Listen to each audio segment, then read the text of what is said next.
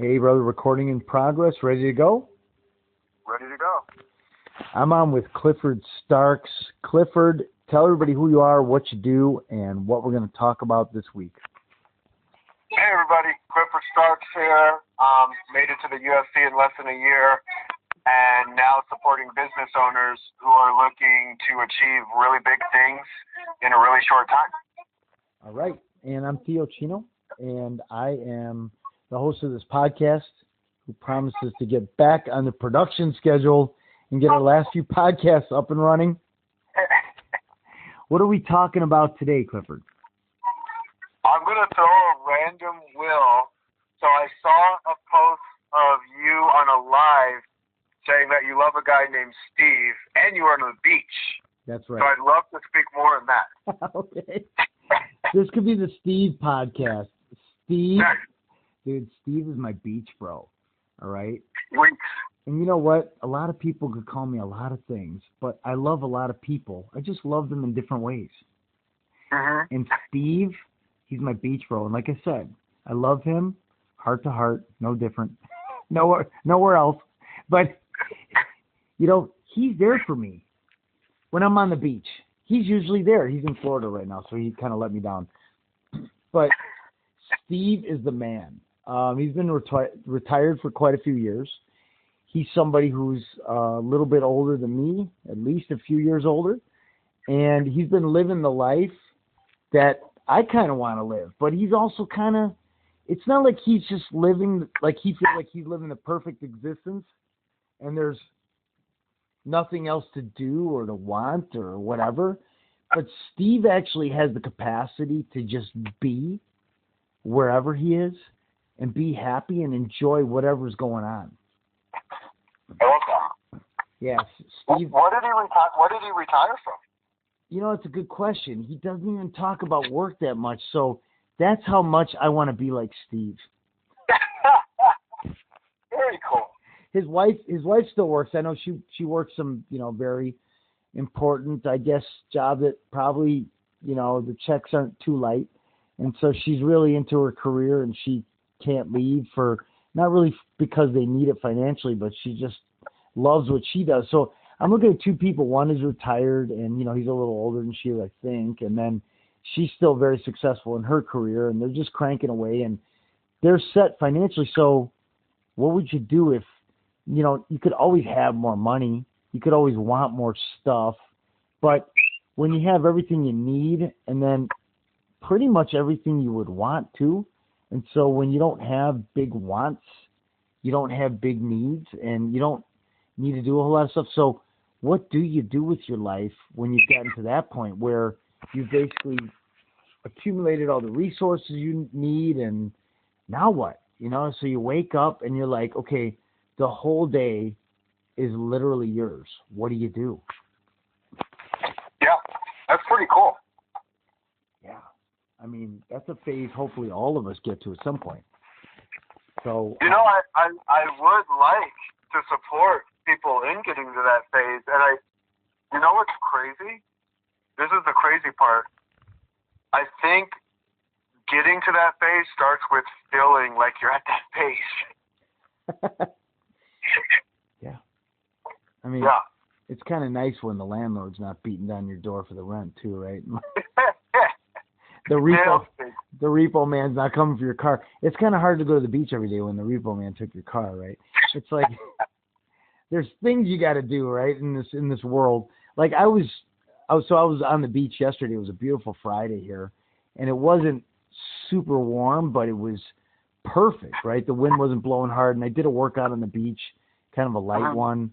And this last week, I got hit with this sudden kind of weird illness, and it was whatever was in me got out of me real quick without really going into any disgusting details. And we had like a big storm, and it looked like the world was going to end at the same time while I was hit with this sickness. And I was like, wow, how many things could happen? And then I realized that the end of the world is the end of the world, and the worst thing that ever happened to you is the worst thing that ever happened to you. And sometimes what's happening to you right now is all you can handle. And so a lot of people are like, oh, what about my goals? Oh, my dreams are shattered to bits. Oh, no. It's like, well, I mean, right now, and it's almost kind of comforting. It's like, well, you're just kind of stuck dealing with this one thing. Like Michael Caruso, who was stuck in jail for 33 days on these trumped up charges and that he hasn't been convicted of yet.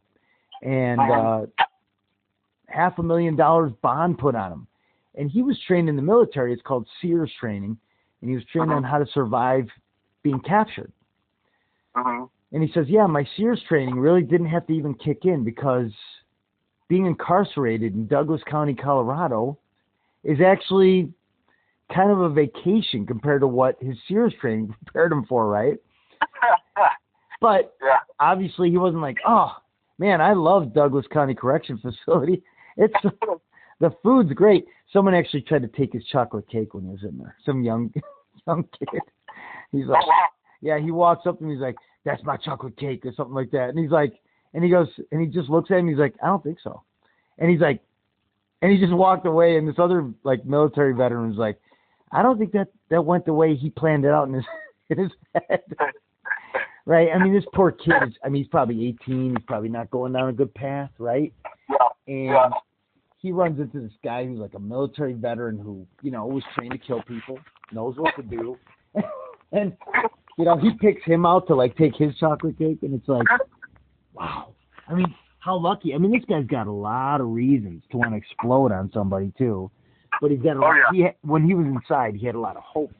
The other part too, I mean, you talk about one of my favorite lines from any politician, regardless of how you feel about them, is the whole hope and change thing. Barack Obama used to talk about hope and change. Regardless of whether you thought he was the devil or he was an angel, you know what? That message, hope and change, you could be in the most horrible position in the world, but if you have hope, you're rich, right? Yeah. And you could be, and I just talked to one of my, she's like a, kind of like a co-worker / co-client of mine.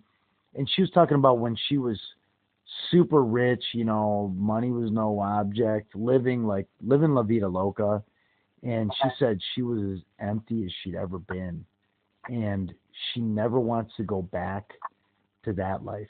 She found a way to get grounded back into what's important, which is, according to her, at this phase in her life now, after everything she's been through, just being connected to God every moment you can be. And doing good. Like her prayers are very interesting too, because they sound a lot like the prayers of Socrates. He used to say something like, and he would actually, according to the book I read, he would say God. He wouldn't like pray to the gods.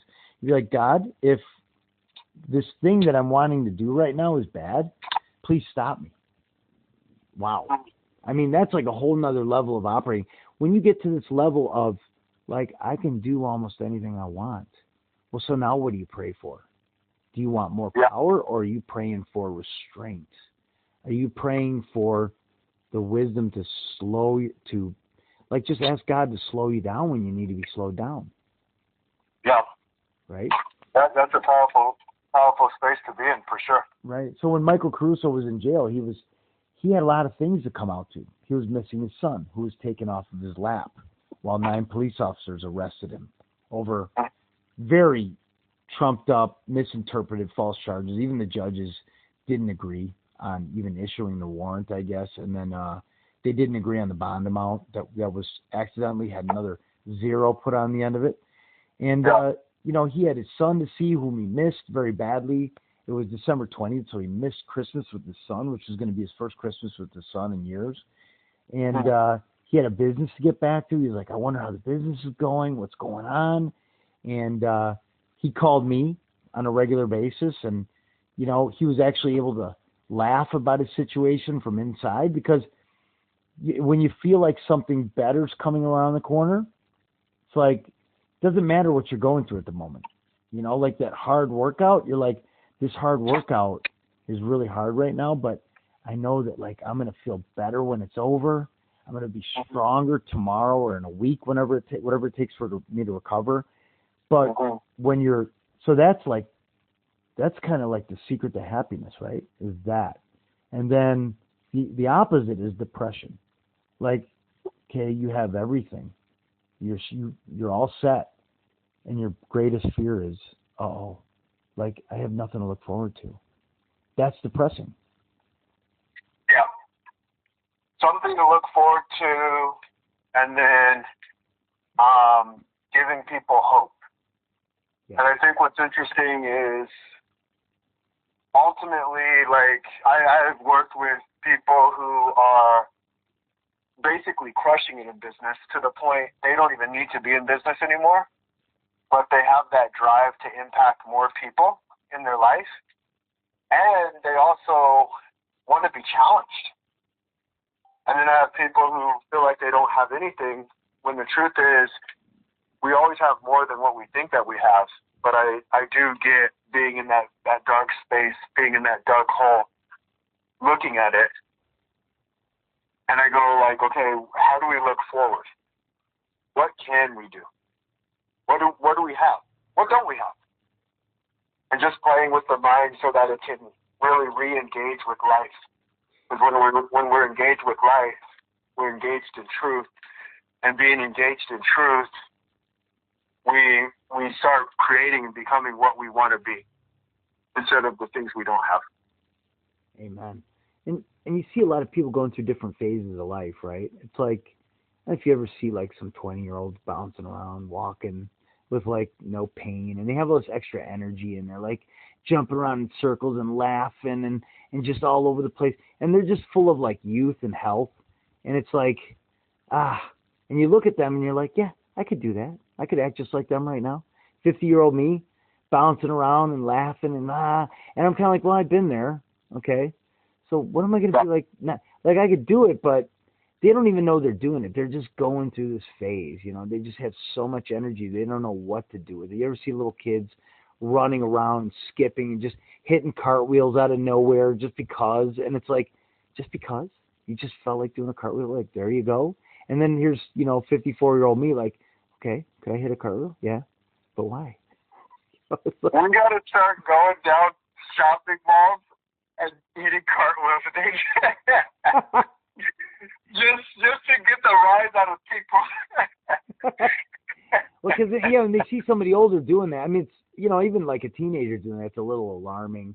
You see a kid doing that, even that kind of like draws attention. But you see an older person do that, you're like, what's going on? Is he having a psychotic episode? Is he on drugs? Like, right? All of a sudden, there's got to be something wrong with this person, right? It's like, why are they acting like they're 30 years younger than they are, right? And, that's physical movement, but there's also like mental emotions.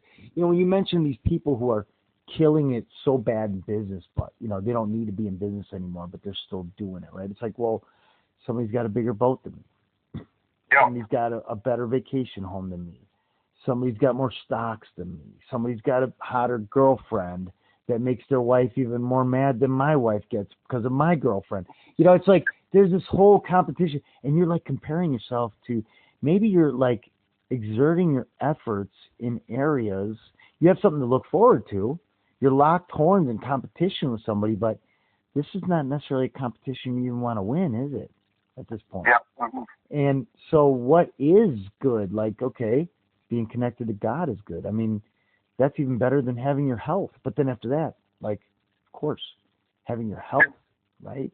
I mean, I just learned that this week. It was like within a matter of minutes, I was feeling like I was going to die. And then within a matter of hours, I was like, okay, I feel kind of weak, but I'm all right now, And it really put everything in perspective. I'm like, because when you get your energy back, it's like, what am I going to use my energy on that I just didn't have?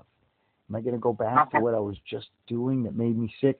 Because another business partner of mine was like, oh, you need some, I know it's not the most healthy food. I know you like to eat healthy. I'm like, I like to eat things that make me feel good. So I got this regular diet that was like, you're so strict. I'm like, it's not even strict anymore. It's just this habit that I fell into that may or may not be good, but most days it makes me feel good. And he said, you got to have some chicken noodle soup out of the can. That Campbell stuff with all that sodium.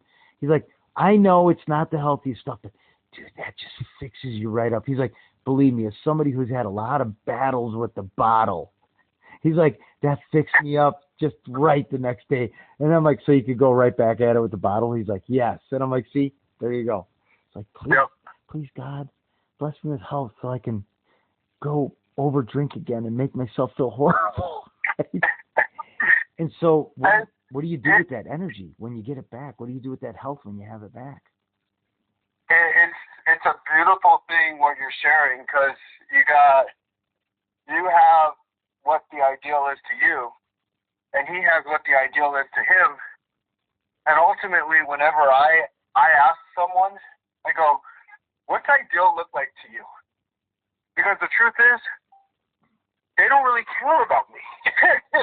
Like, that was so freeing for me to know that, because I wanted everyone to, like, you got to be healthy, you got to be this, you got to be that. No, you just got to be a creator, which you already are, because you're creating your life in the way that you want to create it. So I go, well, what do you want? What are you looking for? And some people are like, oh man, I want to get so hungover that, or I want to drink so much that I'm hungover the next day. Good for you, not for me. That's not what I want. Not what I choose. I mean, have you done it before?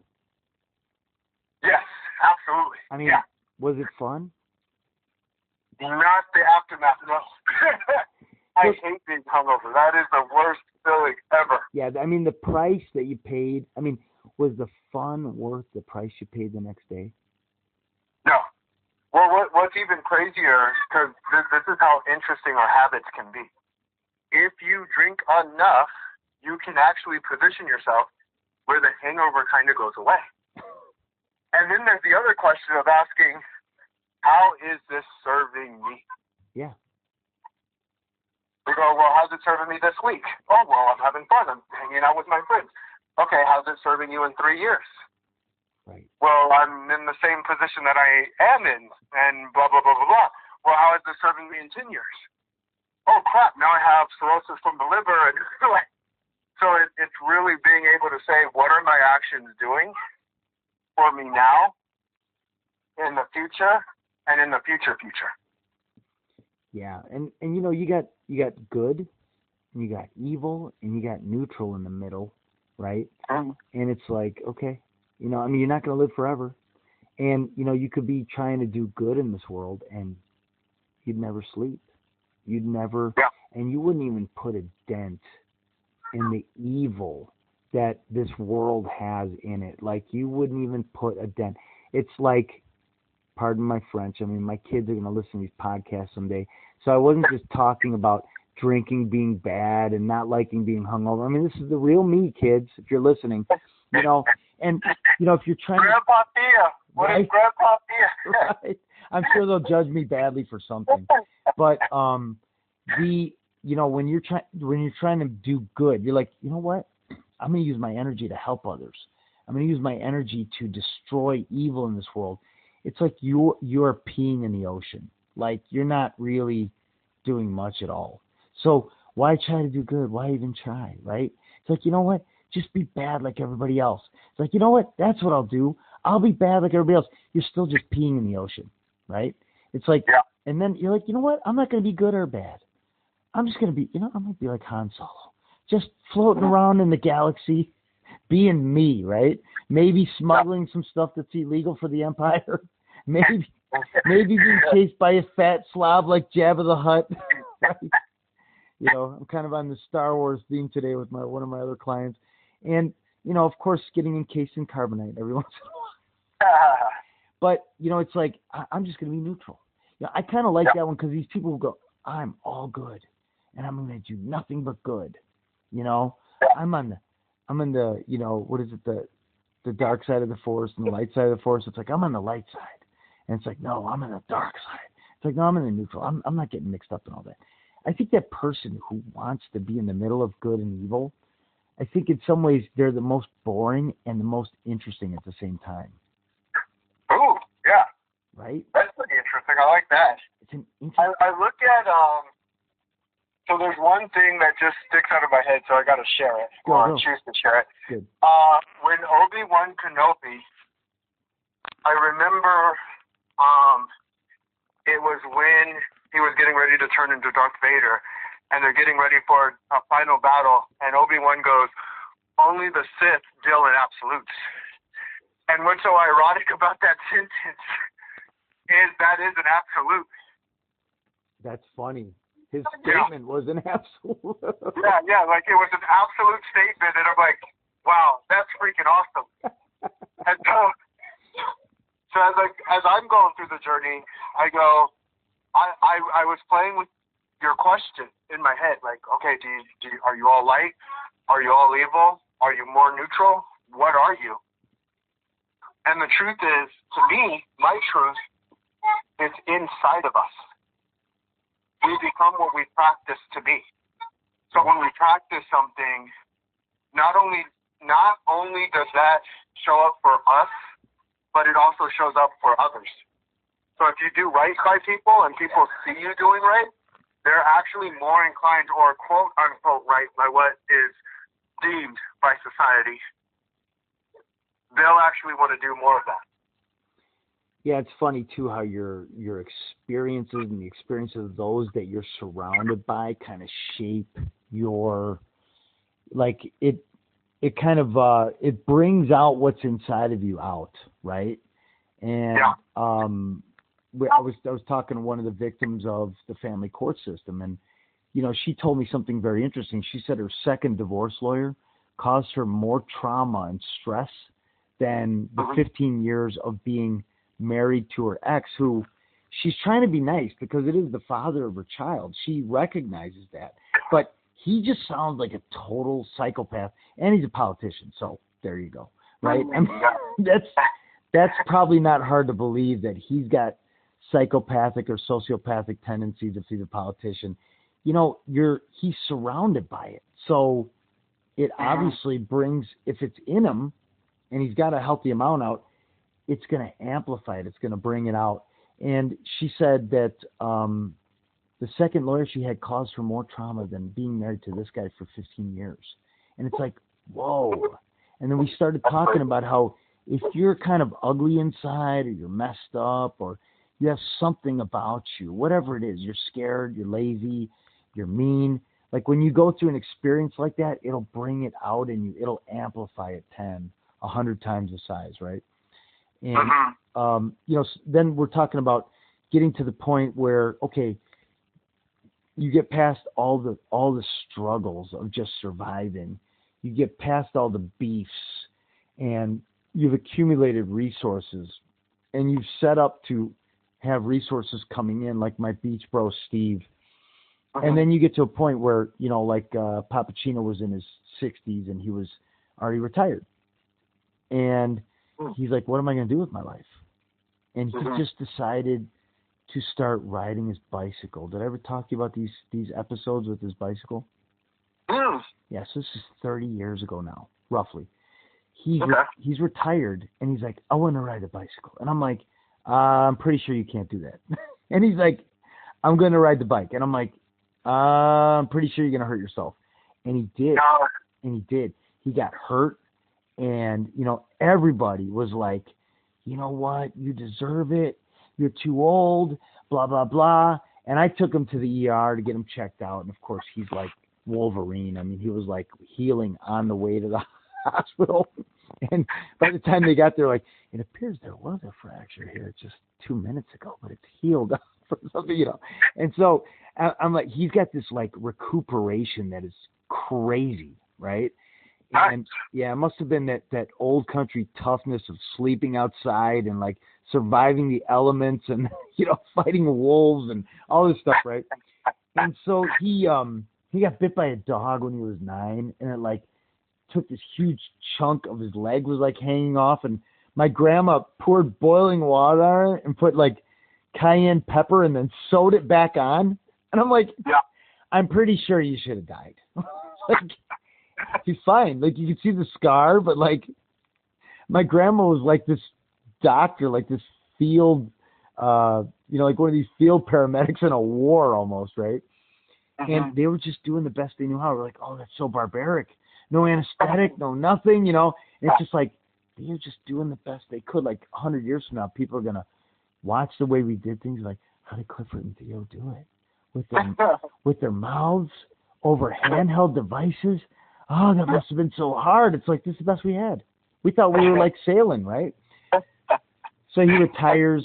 He almost breaks his foot. Everybody was, and I was kind of mad at him too, because I'm like, you're jamming my day up here. You know, I was like, I can't believe this. Like, I'm in my, late 30s now or whatever, something like that. I think. No, how old was I? Wait, he was in his 60s. So I'm 40. No, so I was in my late 20s. Yeah, something like that. Mm-hmm. And then he's like mid 20s maybe. And I take him to the hospital, and I kind of felt bad. I'm like, hey, I hope you're okay. And I'm sitting there thinking, like, you know what? You weren't nice to me when I used to get hurt. You used to have to try to get to the hospital. But I'm like, okay, I'm going to try and be a good son. I'm like, hey, I love you, and I'm trying to help him out there. And then he's like, I want to go on the bicycle again. I'm like, are you crazy? You're going to kill yourself this time. He's like, no, I'm going to do it. So he went from falling off the bicycle and me having to drive him to the ER to going over 128 miles in one day on the bicycle. Oh, wow. Yeah. We're talking, this took him probably close to 13 hours. I mean, you do the math. He's like doing around 10 miles an hour for 13 hours, right? And he's in his 60s. And he was, like in okay shape when he retired, but not great, right? And yeah. I'm like, oh, man. And he starts riding the prairie path, and he's like braving all these elements. And he was doing something. He's like, I don't know what to do with my life anymore. Like, I don't know what I am anymore. I lost my job. Like, a lot of people just end up, they die because I think their brain dies, and like, then it just tells the heart, like, hey, there's nothing to keep beating for. Like, you're done, And these people who keep working when they don't need to work, I think they're caught in this rut and they don't know it. And it's like, well, who's going to run the business if I don't? If I just walk away, this whole thing's going to fall apart. It's like, well, at some point that's going to happen. And you either need to manage the demolition, manage the exit, or just walk away and don't look back, And so my pops was riding the bike every day for hours and hours. We didn't know where he was at. He was going like I went with him one time. I went with him once for like a 35 or 36 mile ride. And I was like, yeah, okay. And I was in good shape at this time. Like I was in probably the best shape of my life. Like I was swimming 4 hours straight without stopping. Not super hard the whole time, but doing sprints in between and stuff. And then like new people would come in and out of the pool and they'd be swimming like breaststroke real fast. So I try to keep up with them and just, try to, like, while I'm swimming 4 hours straight, and they're in and out of the pool in like between 10 and 30 minutes, And so I'm trying to like compete with new people coming in. And I kind of likened it to me staying on the mats while I'm getting older. And there's always somebody new and young and scrappy coming on there trying to take you out. And you have to like blast and keep up with them. But then when they burn out and leave, like, you have to just stay on the mats, keep doing things. And all of a sudden some new scrappy puppy comes in. And so that's what it was like. So I do 4 hour swims. I'd spar for like 2.5, 3 hours straight with like maybe 5, 6 guys sitting on the edge of the mat, tagging in every few minutes to come after me. And I'd be like, we're not going home until one of you guys gets me. Right. And it was just, and they're like, can we go home? I'm tired. I'm thirsty. I'm like, go get a drink when you're on your break. Like, come on, Like, can we go home? I'm like, not yet. Not until one of you guys gets me, right? Like, I was in that good a shape. And so then I went on a bike ride with my dad, and I was like, wow, that was something. He's like, you want to go 100 miles with me? And I'm like, I don't have a whole day to waste like that. He's like, you're scared. And I'm like, that's it. Let's go. And so he's almost 40 years older than me. We go on a 100-mile ride, and everything was fine until I hit that 4-hour mark that my body was not used to doing. So I didn't have any water, no breaks, no stop for food or anything. For 4 hours straight, just riding the bike. But I was breathing, relaxing, and I'm like, hey, this guy's 40 years older than me. If I play it smart and conserve my energy, of course I'm going to be able to beat him, right? I hit this wall that he did not hit. And I was like, oh my gosh, what's happening to my body? It just started shutting down. I was like, is this me? Like I was having an out-of-body experience. You ever had one of those? I have, yes. Tell me about yours. Stop me from talking so much.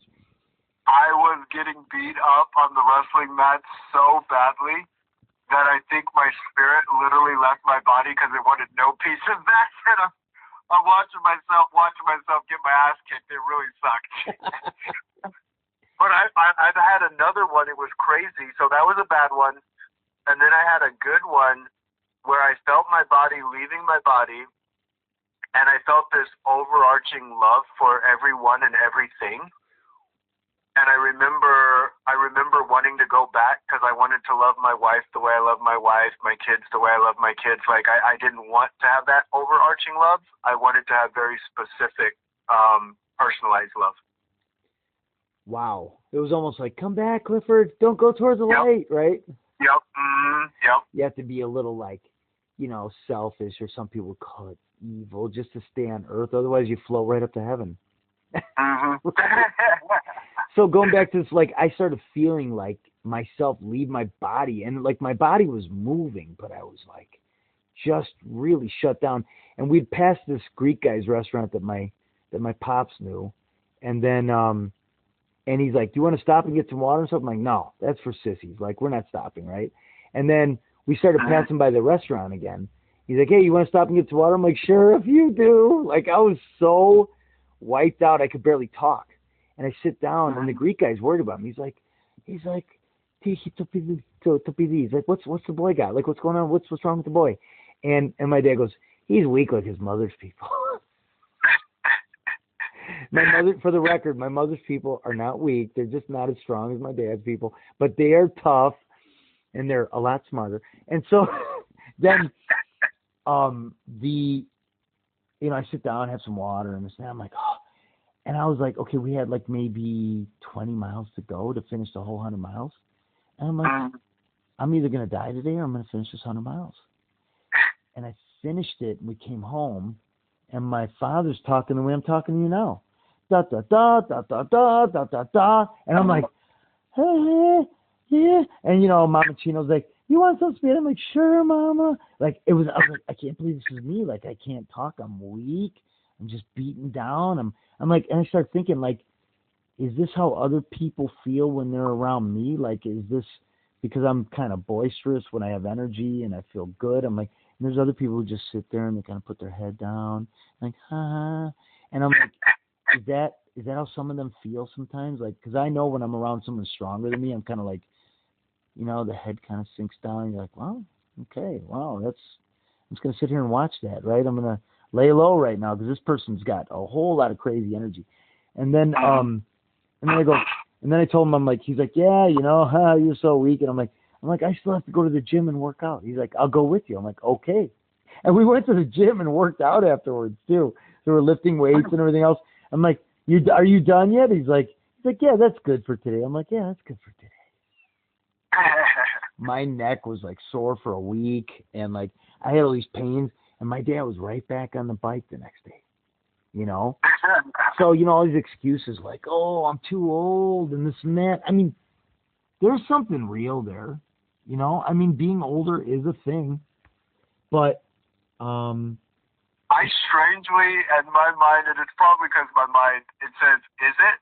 Question mark. Yeah.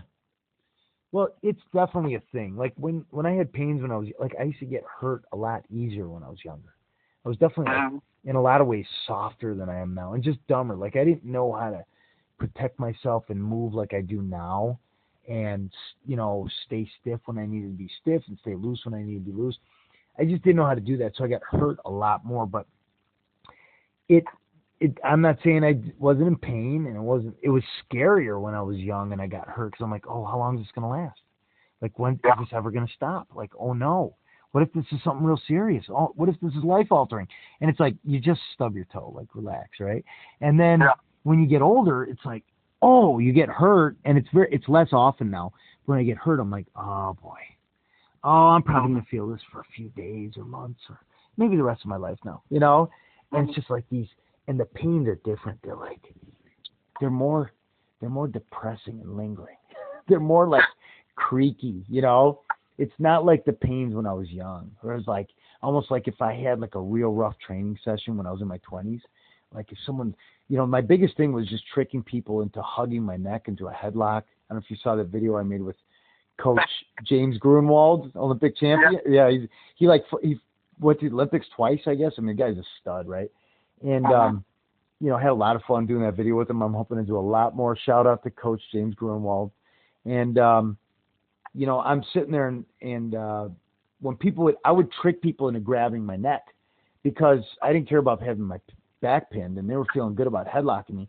And eventually it would take me 20 minutes or whatever, but I'd tuck my chin enough, and eventually I'd sneak out and get on their back, and then I'd have the mata leao, and just they had no defense against me, and then it was over. And they were so tired and so demoralized. Like, I just had you in a headlock, and I had you pinned for 20 minutes, and now you're on my back, and your arms around my neck, and it's almost lights out for me, right? And that was my game. Like, I just trick people into grab my neck and take their back. That was like my whole thing throughout my white belt, blue belt years, and then purple belt. I had to really start, diversifying my game quite a bit. And and then somebody would grab my neck all day long, and I'd be like, the next day I'd be like, yeah, my neck's sore, yeah, and it was like, yeah, right. And now it's like if somebody just grabs my neck a little too hard, or I sleep on it wrong, I'm like, oh, my neck's sore. Oh no, that's not good. So I asked the question, is it, because the truth is the only limitations are the limitations in our belief systems. True. And so I look at it and I go, well, it depends.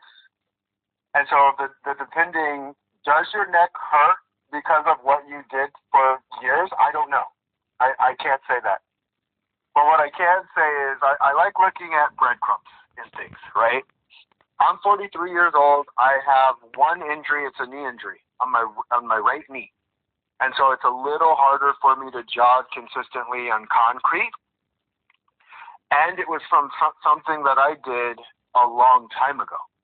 It happened with that fullest energy that I had, which we all have as boys, where I did something that my body just wasn't really capable of doing. And it proved its incapability of doing it with an injury. Yep. And so I look at life and I go, and then you look at someone like Vitor Belfort, who was an absolute beast, who took TRT. And then I started looking at like human growth and all of this other stuff and saying like, well, depending on the result that we're looking for, so if the result is I want to be the healthiest version of me at 60 years old, the healthiest version of me is they can run fast, they look good, they do all of these things. You can actually enhance your body accordingly as long as you didn't do anything too foolish as a child to where you can do all of that stuff. Yeah, it's interesting. I mean, you're talking about, the youthful, invigorating energy and the ability to just move almost any way you want, but not understanding what that could possibly result in. It's kind of scary almost now to me being older, So I envy when I see little kids hopping up and down, and they'll just drop down into like a Spider-Man squat, like just boom, just and hopping around. And I'm like, oh, that's so bad for your knees, but they're light, and then I'm like, and it's just so good that their joints are all opened up and moving every single way, and they're working their tendons and their muscles and stuff. But then like we do this one stretch that I call the 10th planet stretch, because if you can put your ankle behind your neck, you're like automatically a 10th planet black belt, because like all their moves involve like pulling your leg up like that, and they're always doing like go-go platas where they're putting their shin in somebody's throat and pulling down on their head to choke them out that way. I'm like, yeah, go-go plata you. And I'm like, well, have fun ripping your knee apart at some point. Like, what? No, bro, I'm good. And it's like, well, what's that knee brace? Oh, why are you taking that ibuprofen? It's like, it's like when you keep on repeating certain movements, like you're eventually going to tear something if they're not good movements, right? And then, and then as you get older, I think the body naturally stiffens up because it's like trying to protect from injury, right? And it's like, okay, but if there's a way to open up and move more, as old as you are, if you're 100, and you can spread your arms out as wide as you can spread them, and look up at the ceiling and stretch all the way straight when you're 100. I mean, do it. And if you can't, get as close to that as you can without hurting yourself. But I think yeah, there's like this it's like this white stuff.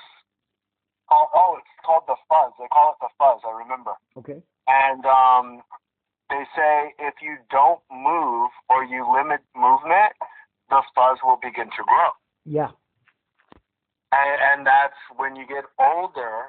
If you don't do certain movements, that's why I try and move in funky ways. Because, for instance, there's a certain way you're supposed to move mechanically to be optimal and not injure yourself. And there's also, I believe, you should move in funky ways. Now speak with a specialist, so I'm not telling people, go move in funky ways and go have fun, guys. Like, no, go find an expert who knows what they're doing. But if you're moving in funky ways, it's actually more protective than to only move in the most optimal way, because you're not always going to get the most optimal way. Right. And so that's where, I think, activities like swimming, jiu-jitsu, other mixed martial arts come in, because I think it's really important to have a good functional, structural, I call it prehab workout, right? So you're doing a workout like you would work out after you have to rehab from an injury, but you're doing it before the injury occurs. And you're moving in very good, solid, functional movement ways that are not destructive to you. And then you're also doing other activities that move you in that funky range you're talking about, right? And I think if you are heavier, like I'm close to 160, which is technically, for somebody my build and my bone structure, maybe, who knows, maybe even 15 pounds too heavy, at least 10. And I'm pretty lean and all that. You need to be all muscle. Even having too much muscle is a bad thing. I'm not a super muscular guy, but for my frame, I'm probably just a little bit too heavy. So if you're a little bit heavy, but you still want to move in those funky ways, maybe one way to think about it is to hang from the TRX rings, so you could start to, do some deep squats without having to worry about blowing your knee out, or maybe get in the water and do some kind of aquatic movements, swimming, jiu-jitsu, MMA. These are like our big functional movements are like our rocks that we put in this container we're trying to fill. And then, some of the other finer exercises are like your pebbles and things like that. And then, and maybe training, in what I teach in my flow drill curriculum, is kind of really more like the pebbles and the smaller rocks of your exercise. You need to really move your body in almost every way you need to move it. And then from there, sparring, chopping wood, hiking up mountains, like you were talking about the other time we were talking, all these kind of funky, weird movements, swimming, wrestling, etc. This is probably the water that goes in last, right? Absolutely. And I think a lot of people kind of start it wrong. They're like, hey, let's just wrestle. And it's all right, but you don't know if you have latent injuries or certain weird weaknesses that could just, explode on you unless you know how to check yourself from toe to neck. Most of the time, no. So most of the time it's you just wasted my time. I could have just started wrestling. It's yeah. But if you don't have a good warm-up routine and you don't follow it fairly religiously, you run a great risk. That themselves. It's so crazy, because I had, when I was a personal trainer, I ended up working with this guy, and I always asked him, do you have any injuries, any issues with anything? And I started talking neck, shoulder, hip, back, because sometimes just saying that will get their brain to go, oh yeah, I got this. So the guy's like, no, everything's good. And I had him get down in a push-up position. I had him do a couple push-ups. And I'm like, why does your arm seems kind of funky on the right side? It seems weaker. What's going on with that? He goes, oh, I got in a car accident back in, and people don't remember. They just forget. It just goes out of their memory until they have to remember it, because it's important for what they're doing now. Yeah, and imagine if he just was like, all right, Clifford, I want to get in the ring with you and let's go, let's brawl, you know, and then he just like, he takes a swing at you with that bad arm and like rips his whole shoulder out or something, right? And it's like, oh, why'd you do that to yourself? Hey, brother, this call was so seamless, I did not even realize. I know. We got 2 minutes until we hit 11 a.m. Central Time. So thank you for catching that. So our listeners, feel free to find us. But Clifford, tell them how to find you and leave them with a thought. Yeah, my amazing people, appreciate you all. And you can find me on LinkedIn or Facebook under Clifford Starks. And the thought that I want to leave you with is make Saturday a great day. Enjoy your life. Enjoy your journey. Remember what we focus on grows. So let's focus on the things that actually serve us and let go of the things that don't. And I'm Theo Chino, and I'm saying amen to that, brother. Love you. All right. Love you. Take care, guys. Ciao. Take care, brother.